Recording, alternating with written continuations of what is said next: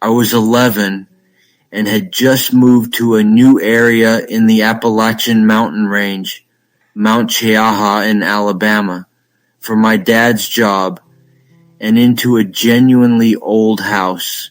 The house was built in 1940 and had minimal restoration and updating. Like the carpets in all the rooms were still an orange shag and the walls were either wood panels or baby blue. I know a lot of disposition, but just bear with me. This house was in a good neighborhood, but it had a ton of wooded area in between homes. And I don't mean just a plot of trees. No, it was truly woods, and they were usually really pretty. Interesting fact, not even 50 feet from my window, you could see where native tribes lived. And it was widely known that we lived, the neighborhood, in an old Creek native land area. One night I had just turned off my TV in my room and was about to turn on my radio. I wasn't allowed to sleep with my TV on, but could have my radio playing whatever music I wanted.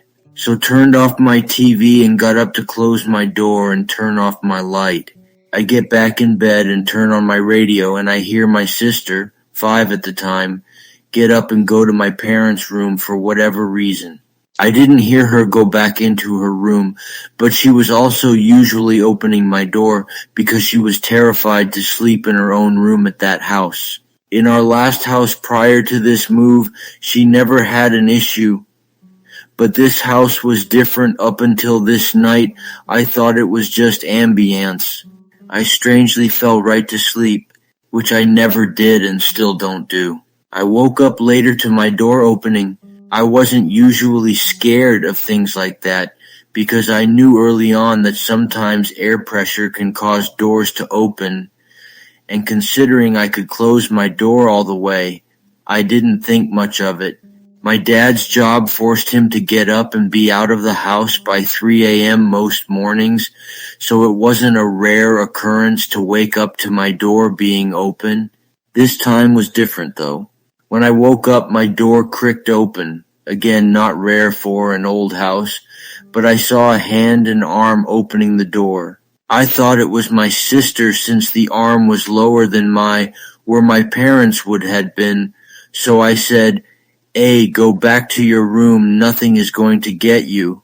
Something my parents said to her frequently. The hand lets go of my doorknob and the arm pulls back. I then asked, "Can you close my door back, please?" And no response. Then out of nowhere, my light turns on. Our bathroom light turns on too. Then my light turned off and flickered back on, then stayed off, but the bathroom stayed on. Then I see a head peek around my door. Just a shadow in my eyes though.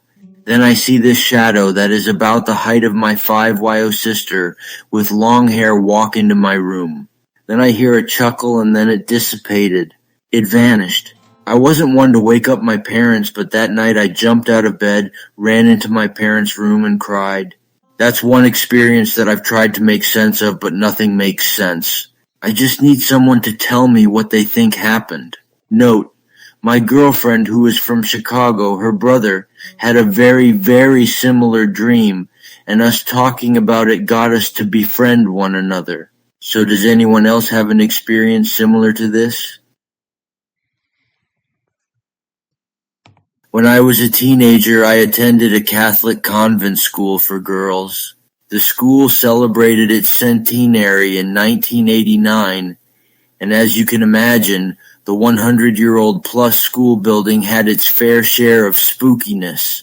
Its most striking feature was a creepy old wooden tower which served as a vantage point with a view of the entire school grounds.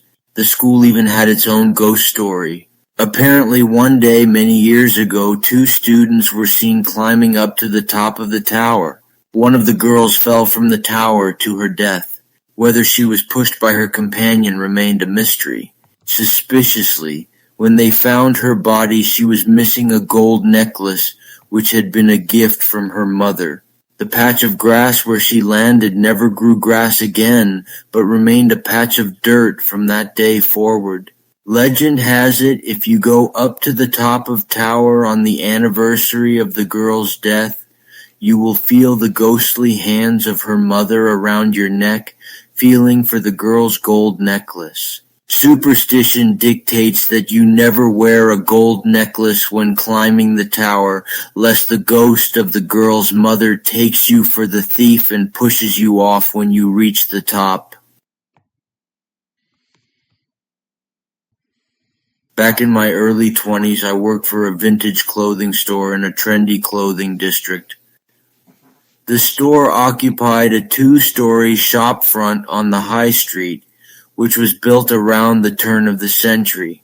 I was employed at the shop as the assistant manager. My manager would leave at 5 p.m. and I would close the store at 5:30 p.m. and count the day's takings. Usually during the day we would play music, but at closing time I would turn the music off so I could count in peace. After a few weeks I started to notice something unusual.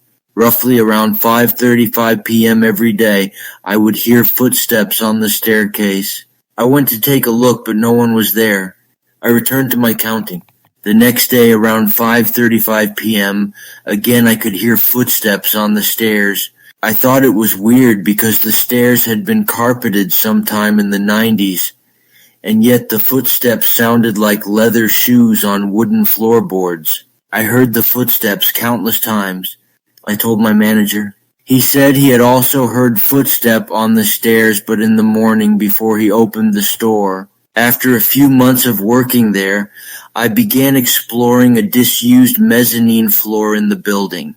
The area had bright orange 70s wallpaper and polished boards. It appeared the floor had been a private residence above the shop in the 70s. I started to wonder. Was I hearing the ghostly footsteps of a long-deceased shop owner, trudging down the staircase of a morning, then back upstairs in the afternoon? Maybe looking forward to a well-earned cup of tea after a long day. I think after 50 years he deserves to retire. One night, my mom, my aunt, and I were sitting around the dinner table. The kids were playing in the theater room, which was just off a small hallway. We were chatting about nothing in particular. Then, for whatever reason, we were all looking toward the hallway doorway. We all saw something. It was so weird. It was there and then gone. I was young, maybe 15 or 16. I was so shocked I sat silently thinking only I saw it. But then my mom spoke up, followed by my aunt. I then started just bawling my eyes out because I saw it too. I wasn't scared, just overwhelmed, I guess. Something visited us all. It didn't feel scary, but it was a figure, dark, shadowy, big enough to fill the doorway. We all still tell the story, exactly the same way. My questions, though, why mid-conversation were we all looking in that direction? 2 people had to turn. What was it? Why did it want to be seen?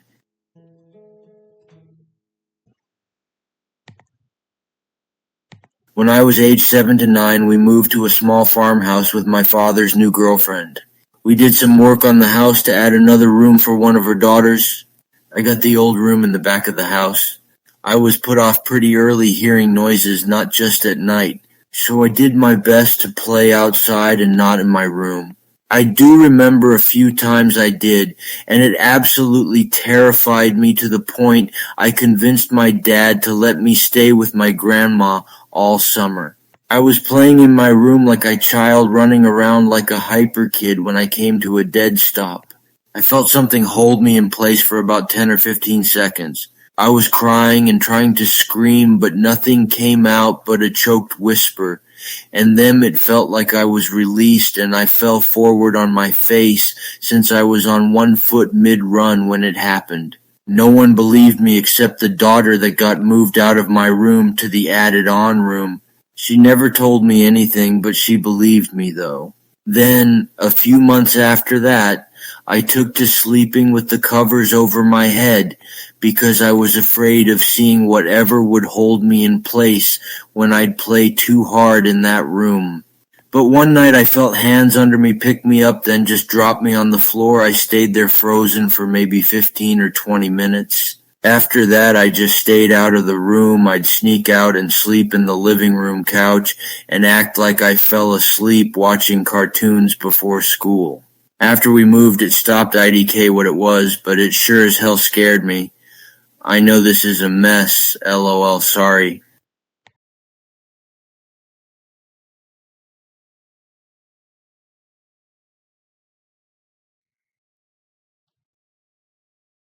When I was 16, I worked in my county museum for the holidays.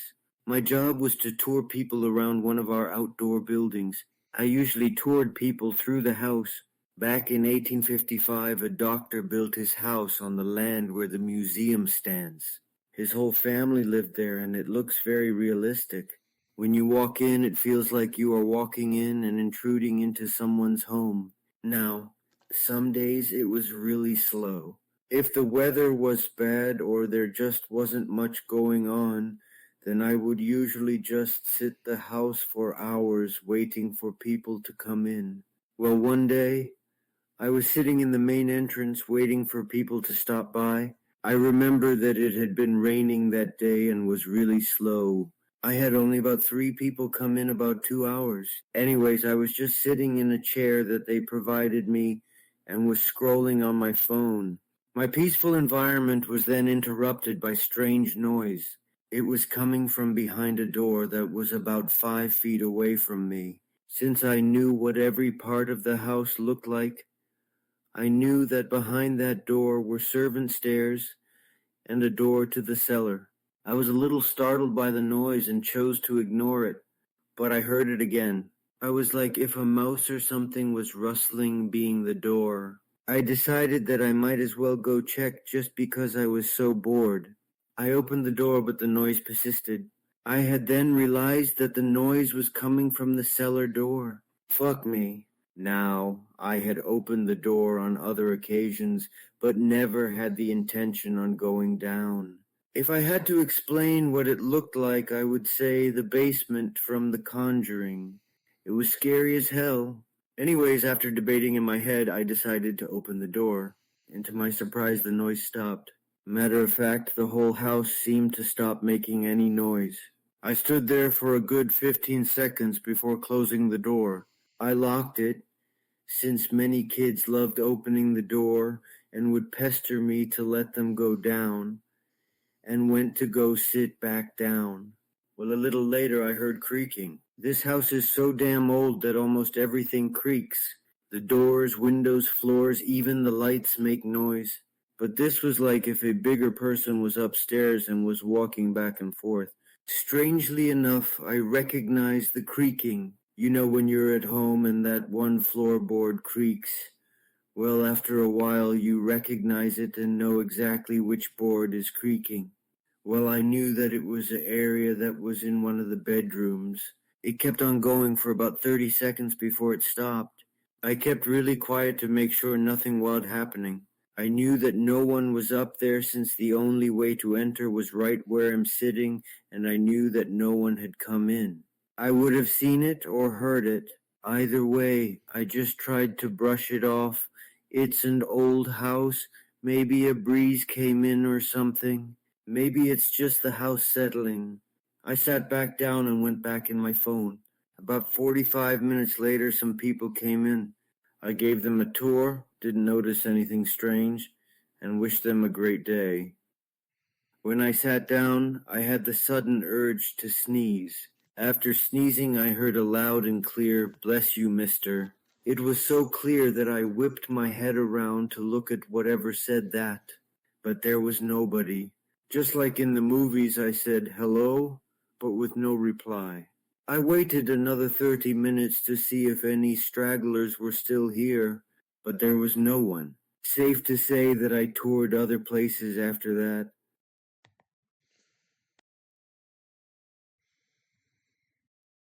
I am 18 years old. When I was 6, my dad died.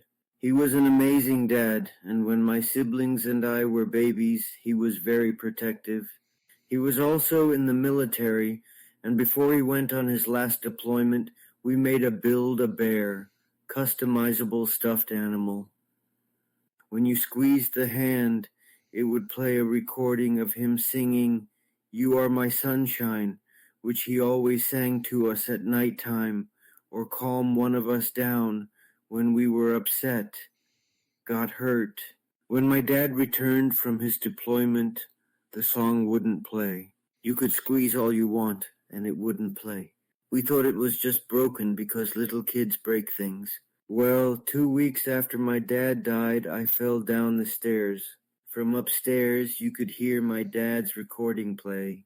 It hadn't worked in the 2 years after he returned, and it suddenly worked now. My mom, my sister, our brothers, all stunned. We tried to make it play again, nothing. We thought it was just a fluke, some crazy coincidence. Well, my sister's boyfriend broke up with her the next week. She came home crying. The moment she stepped through the front door, the bear goes off. It kept happening. When one of my brothers stubbed his toe, when my sister smacked herself in the head with the cabinet door, bright one she is. For years, every time one of us was upset, you would hear the bear. It stopped a couple of years ago.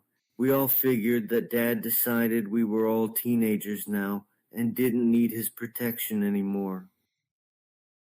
My sister didn't go to college because of her disability. She's taking some time off to heal, figure out her own path. I am the second oldest. I just got my first college acceptance letter. I came in, tore the packaging open, and jumped for joy. We were all crowded around the kitchen when we heard it. The freaking bear hadn't gone off in years.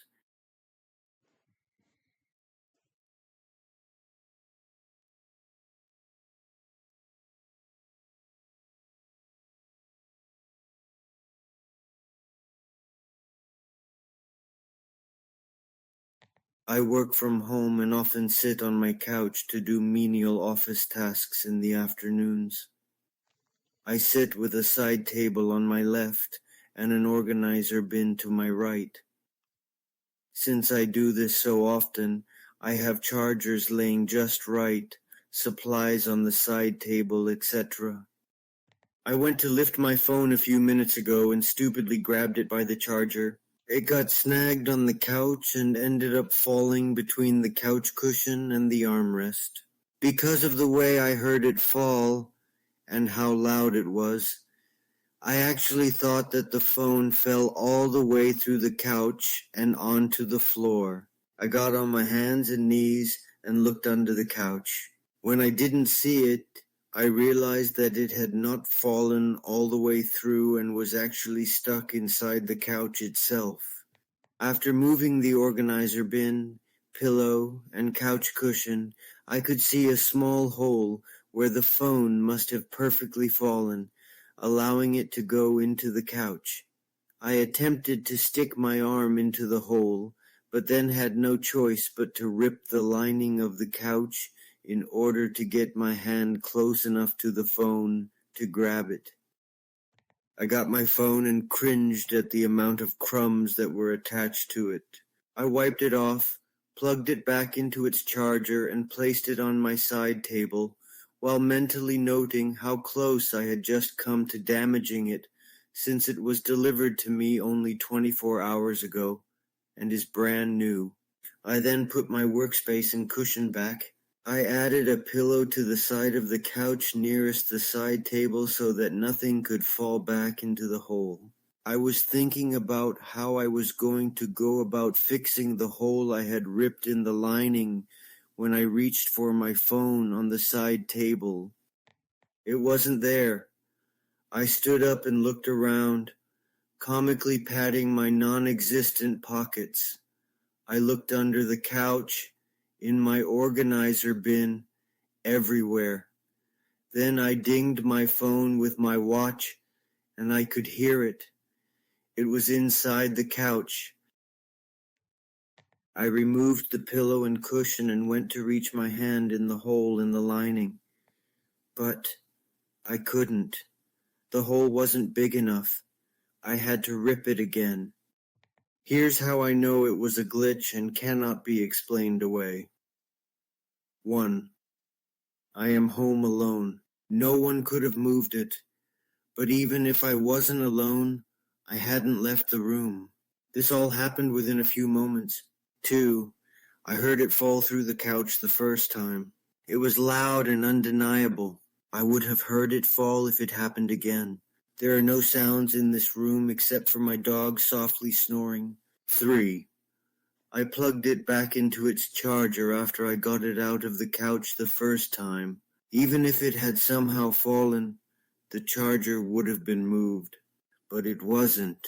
It was laying just as I had laid it, only it wasn't attached to the phone like it should have been. 4. I had to rip the lining again.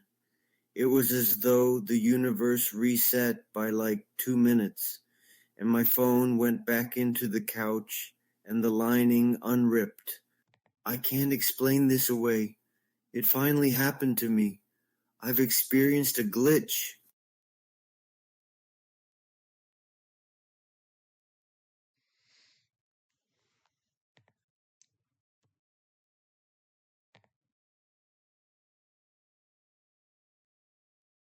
Contrary to the title, this car was not a Tesla or any other car with self-driving capabilities. It is a 2012 Toyota Prius. This happened 3 months ago, and I still haven't been able to come up with a rational explanation. Other than a glitch? It was a week before my brother's wedding, so I was staying with my parents to help them with preparations. My mom asked me to go pick up her Sephora order from the mall. So I borrowed one of their cars, drove over there, and parked near the entrance closest to the Sephora. For context, this is an indoor mall that I'm very familiar with because I grew up in that area. While some of the stores have moved in and out, the general layout has stayed the same, and the Sephora has been in the same spot for as long as I can remember. You go through the side entrance, up the escalator, make a left, and it's the third store on your right. So I go inside, and the first thing I see is brand new splatter room. I love splatter rooms, so I took a photo and texted it to my cousin group chat to tell them we should all do that together when they came into town for the wedding. Then I ran up to Sephora, grabbed my mom's order, and ran back out the entrance I came in. I was inside for less than 10 minutes. When I got to where I had parked the car, it wasn't there. There was another car in that spot. I thought for sure I was just misremembering, and it must be in the general area. So I started weaving up and down the parking spaces. After 5-ish minutes, I started pressing the lock button on my keys, but I couldn't hear anything from the car. I was super confused, but still figured I was just misremembering. Maybe I parked further away from the entrance and hadn't realized it? So I walked all the way down that row of parking spaces until I got to the actual road, carefully looking at every spot, all the while still pressing the lock button on the keys. Nothing. Then I did the same thing for the parking rows on either side of where I thought I'd parked. This time I was pushing the panic button too. Still nothing. I knew the car must have been stolen, and I couldn't believe that this would happen right before my brother's wedding. I called my mom and explained the situation to her. The whole time she was on the phone, I was walking up and down different parking rows looking for the car, hoping to God I'd just missed it. I knew I had to go inside and ask security if they had camera footage, and then report the car stolen. But also, I'm brown and have had bad cop experiences before, so I thought that I would walk all the way around the mall just once, and then report the car stolen. I was still rapidly pushing the lock and panic buttons, trying to breathe deeply and not freak out. When I got to the other side of the mall, a completely different entrance than the one I had come out of like 40 minutes earlier, that's when I heard the car. It was there and it was parked, just not where I left it. I wanted so badly to believe that I just forgot where I'd parked the car. I tried telling myself that I was just stressed with wedding preparations. But I had the text that I'd sent to my cousins about the splatter room with a photograph. Two of them had replied to it. I know I went in that entrance. If I had parked it on the opposite side, I would have had to walk all the way around the mall to get to that entrance, which was ridiculous. It still creeps me out just thinking about it.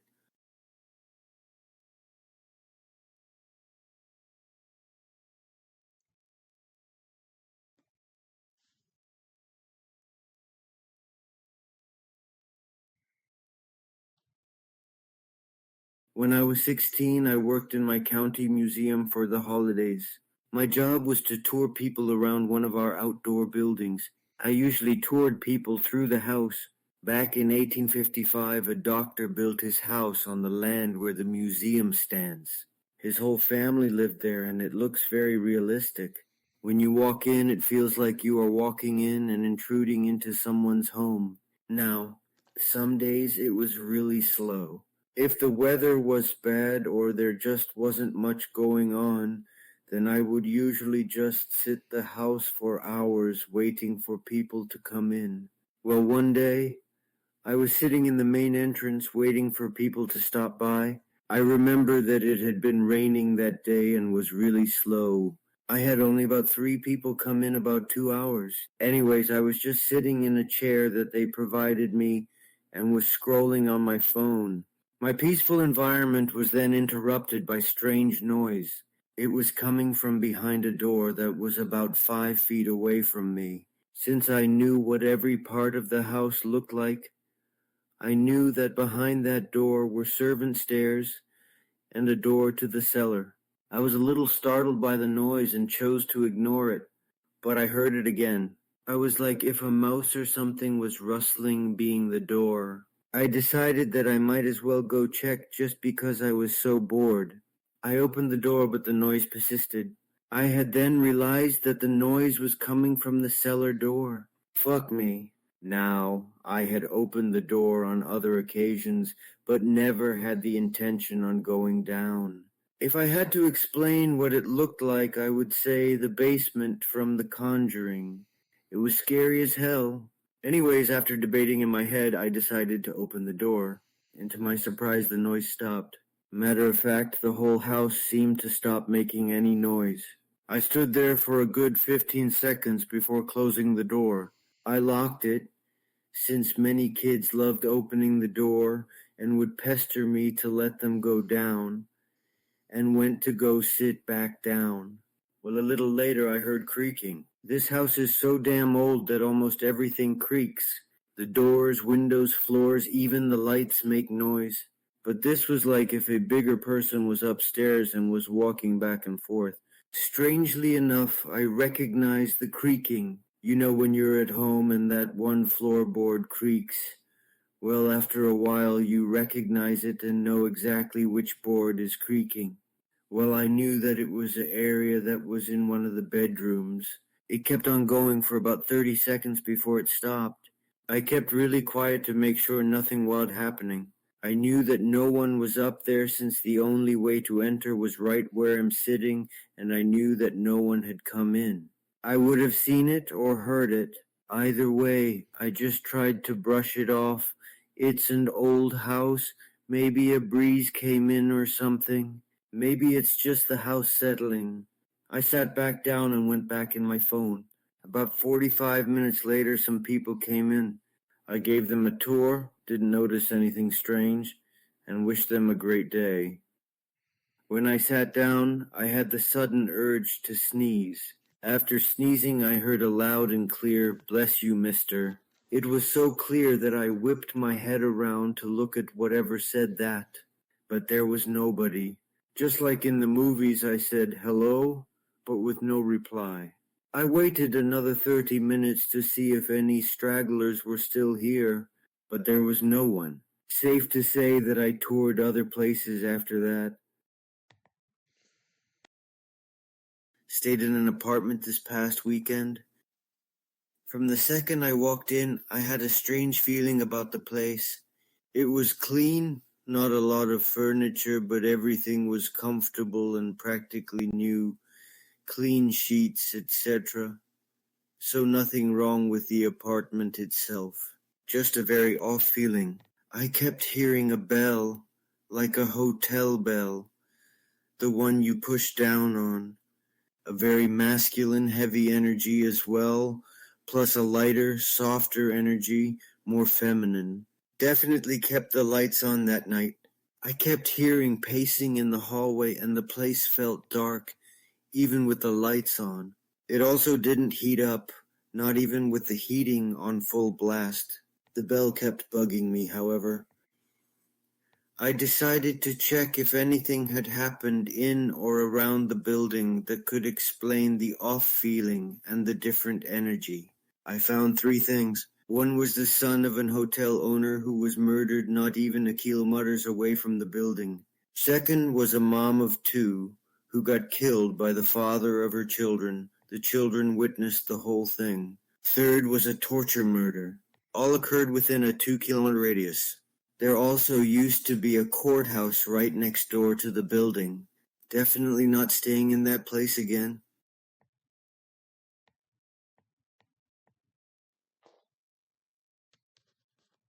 When I was age 7 to 9, we moved to a small farmhouse with my father's new girlfriend. We did some work on the house to add another room for one of her daughters. I got the old room in the back of the house. I was put off pretty early hearing noises, not just at night, so I did my best to play outside and not in my room. I do remember a few times I did, and it absolutely terrified me to the point I convinced my dad to let me stay with my grandma all summer. I was playing in my room like a child, running around like a hyper kid when I came to a dead stop. I felt something hold me in place for about 10 or 15 seconds. I was crying and trying to scream, but nothing came out but a choked whisper. And then it felt like I was released, and I fell forward on my face, since I was on one foot mid-run when it happened. No one believed me except the daughter that got moved out of my room to the added-on.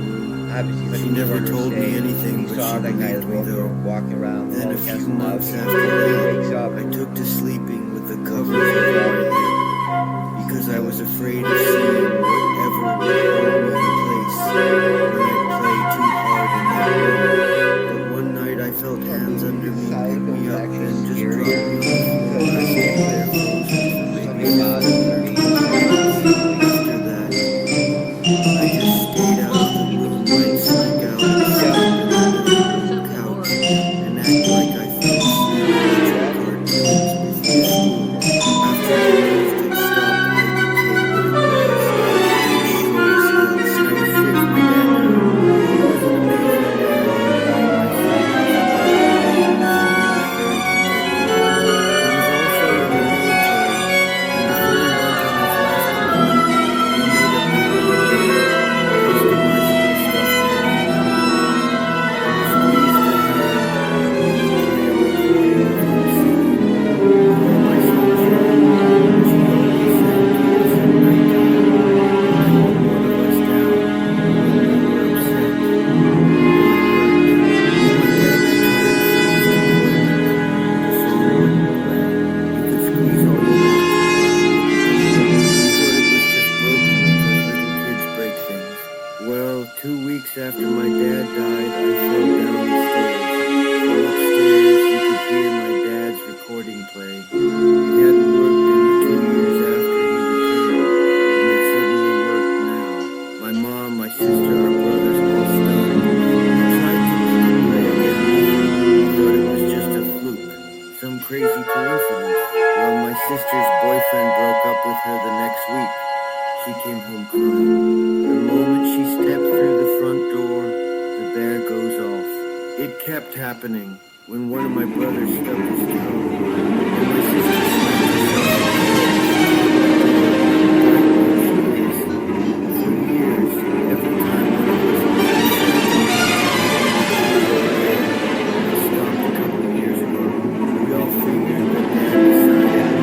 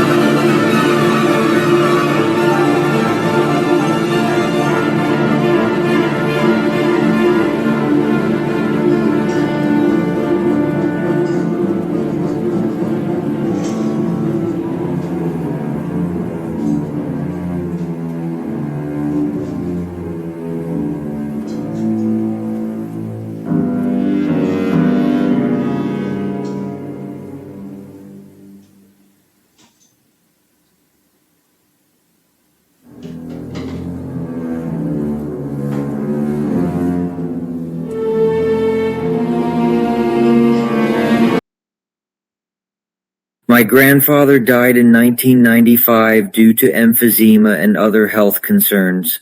He was in his early 60s and left us prematurely as he had many people who loved and depended on him, including many young grandchildren. I was only 4 years old, almost 5 at the time when he passed, and I don't remember much from this darker time in life, but I remember his funeral extremely vividly. I was in a funeral home that has multiple parlors and many hallways throughout the building. I remember being outside of his parlor and seeing him across the room. We locked eyes. I walked over to him. After all, he was my grandpa, and I did not realize at the time that he had passed on. We began our usual, as we were two peas in a pod and had a special relationship, and we held hands and walked through the halls. Much of the conversation I do not recall, but I do remember showing him the lounge area, as that was my favorite place to be, what with all the snacks and vending machines. As we approached the area that we had met at, we stopped, and he said to me, "Michael, I have to go now." He had vanished, literally leaving my hand empty in the air. I can still see my empty hand and remember the shock, confusion. The part that helps me to think this was an authentic experience, and this is something my grandmother, aunt, and mother remember well and were concerned for years about. As I approach the open casket, my mother picks me up. I see my grandpa Leroy there, in his peace, and I begin, confused, to relentlessly ask why Grandpa was in casket and what is wrong with him. My mother told me, crying, and I remember this clearly, "Michael, honey, he is dead. He is gone and not coming back." I was in disbelief, arguing, "No, no, no, I just saw him. He's outside." After this, I remember us all crying together, but that is all. I never spoke about it until I was about 12 or 13 years old. I was at my grandmother's, and her health was wavering at the time. I had been thinking about it a lot with her being in that state and having memories of my experience, and I finally broke down and told them what I had remembered. Again, we cried, and they didn't believe I could remember that, or that I had held on to it through all those years of childhood. They, in a way, directly corroborate my experience for me, at least solidifying it in my head as a final goodbye from one of my favorite human beings, as they remember the scene at the casket. They were always too afraid to ask me about it, maybe to protect me from emotional anguish. My grandmother, for the remaining year or so she was with us, would ask me to tell her the story any time I would visit her. She also claims to have woken up one day, feeling my grandfather laying next to her. She said she could feel it was him, as if she went to bed next to him and woke up together. She never told anyone that until I had shared my story. I hope anyone reading this enjoyed the story. It's one I will never forget.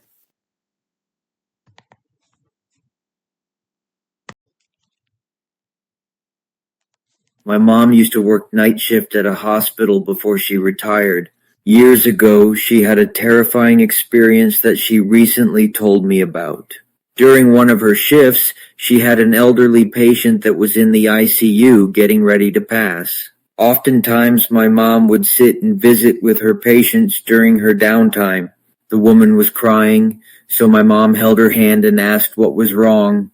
While still crying, the woman said that he was here for her. She said that he was evil when he was alive, and he's still just as evil now. Confused, my mom asked if the lady was talking about her husband. The woman told my mother her dead husband made her life a living hell, and now, on her deathbed, had been in her room for days tormenting her. He told her he was here to take her. She said he had been standing in the corner of the room since she was admitted into the ICU. My mother offered to pray with the woman, which she accepted.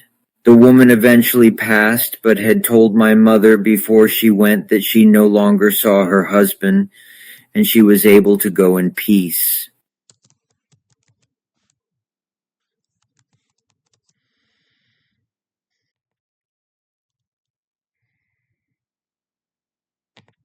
I don't even know where to start. I moved out of my parents' house 2 weeks ago, thinking I'd finally have some freedom and space of my own. At first, it was exciting decorating, staying up late, no rules. But now, I wish I never left. I don't feel safe here. I don't feel alone. It started small. I put my keys on the counter only to find them on the floor or in the fridge. I thought I was just being forgetful, but then it got worse. One night I came home and all the cabinets in my kitchen were open. Every single one. I know I didn't leave them like that. Then, a few nights ago, I woke up and noticed my closet door was open. I never leave it open. I swear I shut it before bed.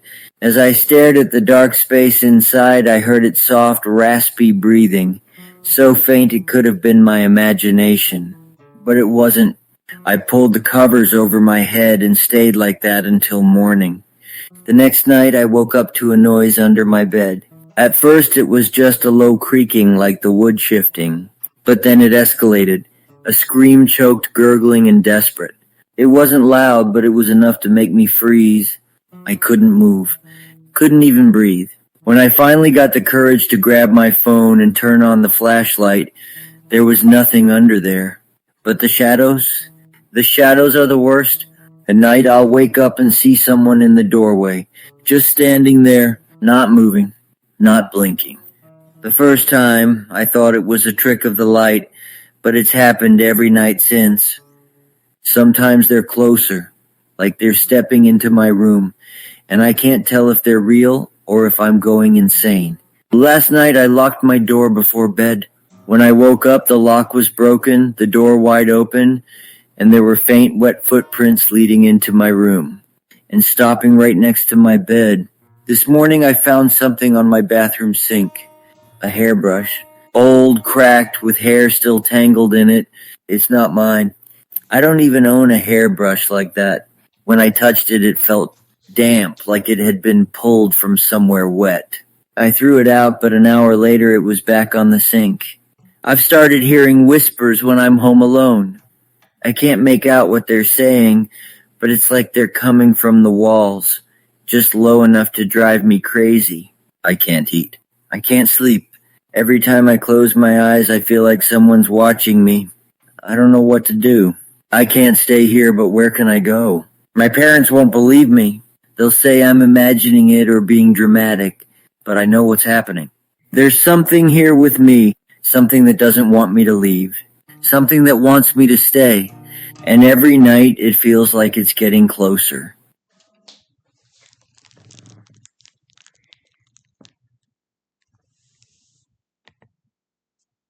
Our neighbor Bill, who lived 2 doors down from us, died last year. At 89, after a long battle with melanoma, his passing wasn't unexpected, but still, he's missed.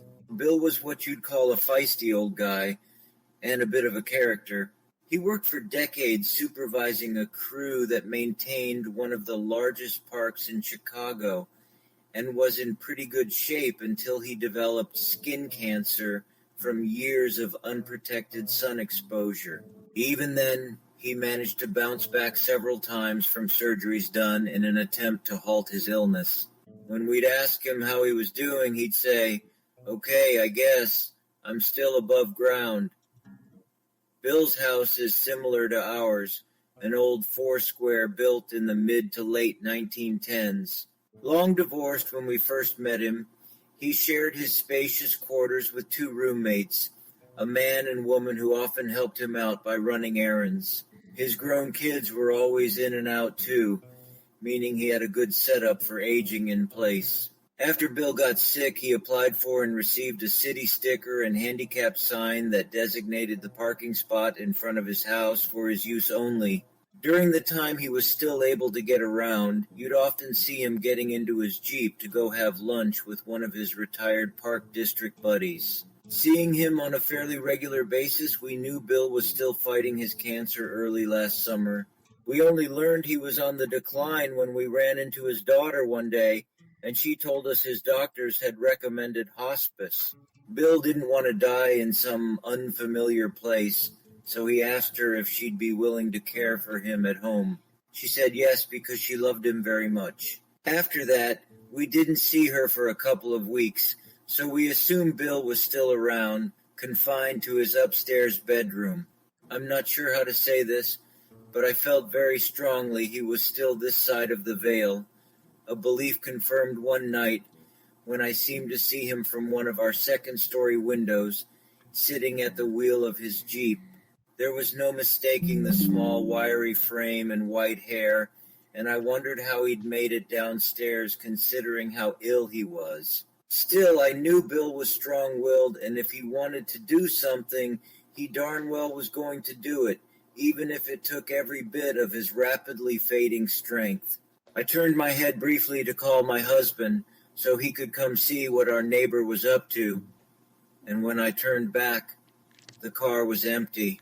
How, in 2 seconds, had a sickly, almost 90-year-old man made it back into his house? Since my vision, with correction, is pretty good, I ended up chalking up what I'd seen to some odd effect of the street lights that made it look like someone had been sitting in the driver's seat. A couple of days later, my husband was trimming our hedges when Bill's daughter emerged from his house. During their conversation, she mentioned her father had passed peacefully 3 days earlier, and that she'd given his roommates a couple of weeks to find other accommodations. After that, her sisters and brothers would be cleaning out the house in order to put it up for sale. When my husband told me this, I realized I'd seen Bill a day after he died. All I can think is that his spirit, freed from its corporeal existence, decided to celebrate by going for a ride before realizing it no longer needed an earthly vehicle to travel.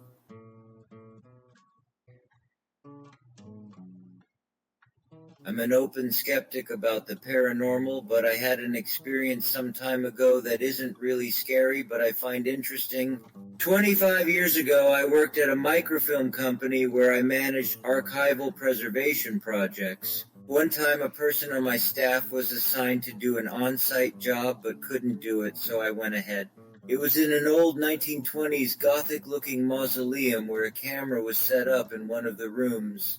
So I filmed the material, bring back the film, and have it processed, and while inspecting, I noticed these strange light leaks on some of the frames. I know I took the necessary precautions in loading and unloading the film, so it baffled me how this happened, and they were unusual streaks of light.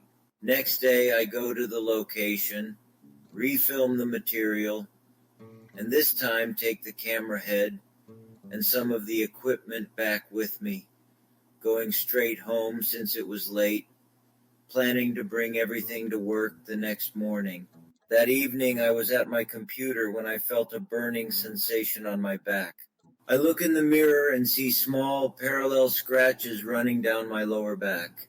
I'd never felt a burning sensation like that before, with superficial scratches that went away in few hours. I figured I must have done this somehow and let it go. This was before all the ghost TV programs, so I had never seen or known about these things happening. And years later, when I'm watching those ghost paranormal shows on TV and see this type of thing occurring quite often, scratching and light streaks, it makes wonder about my experience to this day. A few months back, it was like 2 in the morning. My baby woke up hungry, so I went into the kitchen to get stuff to make a bottle. My hands are full, so when I go to turn off the light, I drop the thing of formula. I swear to God, I hear a voice say, "Are you okay?" I looked around because maybe my mom or cousin was up using the bathroom or something and thought I got hurt.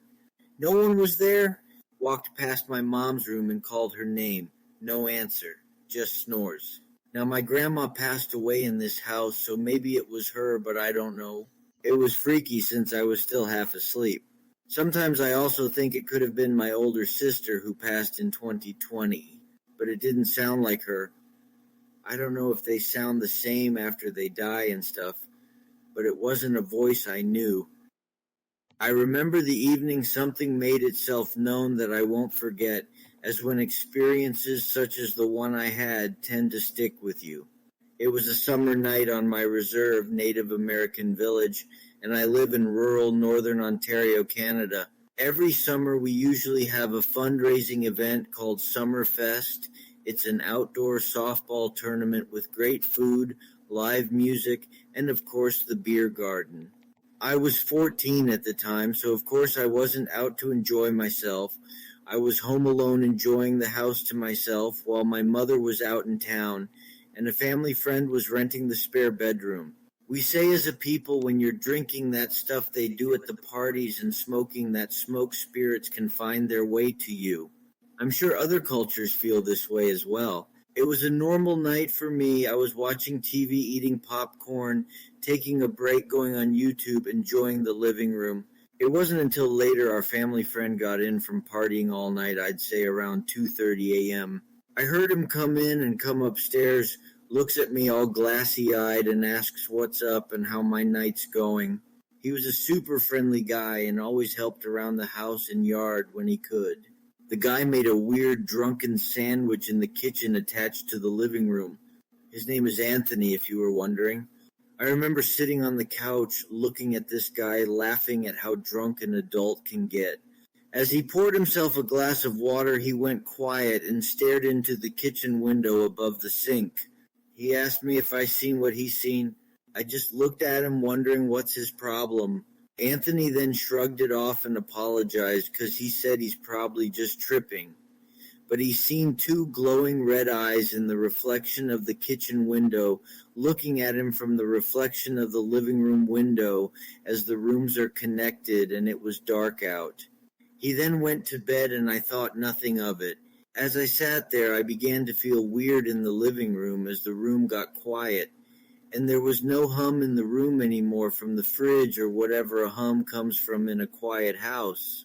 The house was still.